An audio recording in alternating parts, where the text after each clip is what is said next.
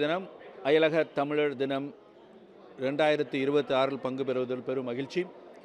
உலகத்தில் இருக்கிற அத்துணை தமிழ் சொந்தங்களும் தொப்புள்குடி உறவுகளும் இங்கே பங்கு பெற்றிருக்கின்றதான மாபெரும் நிகழ்வு என்று சொல்ல முடியாது. இது மாபெரும் தமிழர் திருநாள் என்று சொல்ல வேண்டும்.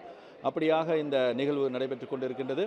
இதில் பங்கு பெற்றிருக்கிறதான உலகம் முழுவதும் வந்திருக்கிறதான தமிழர்களில் எங்களுடைய மனமார்ந்த நன்றியையும் வாழ்த்துக்களையும் தெரிவித்துக் கொள்கிறோம். இந்த வேளையில் நான் கிட்டத்தட்ட 60 நாடுகளுக்கு பிரயாணம் செய்திருக்கிறேன். அதில் குறிப்பாக மலேசியா, சிங்கப்பூர் தவிர மியான்மார், மொரிஷியஸ் போன்ற நாடுகளுக்கு பிரயாணம் செய்திருக்கிறேன்.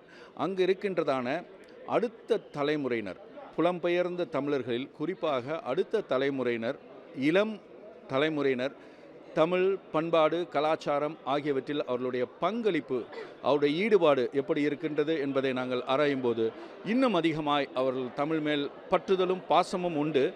தமிழில் பேசுவதற்கும் தமிழில் உரையாடுவதற்கும் வேண்டிய அநேக முயற்சிகள் எடுக்கப்பட வேண்டும் என்ற கருத்து இருக்கிறது. தமிழக அரசாங்கம் கண்டிப்பாக மிக சிறப்பான ஒரு செயல்திறனை உருவாக்கி ஆசிரியர்களை அங்கு அனுப்பி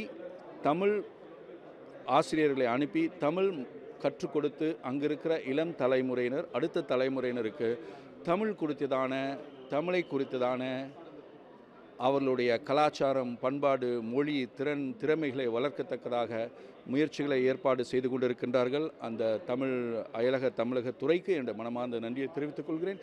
இன்னும் சிறப்பாக பல நாடுகளிலே தமிழை வளர்ப்பதற்கு தமிழக அரசாங்கம் எடுக்கின்ற அத்தனை முயற்சிகளுக்கும் எங்களுடைய மனமார்ந்த நன்றியையும் பாராட்டுகளையும் இந்த வேளையில் தெரிவித்துக் கொள்கிறோம். நன்றி, வணக்கம்.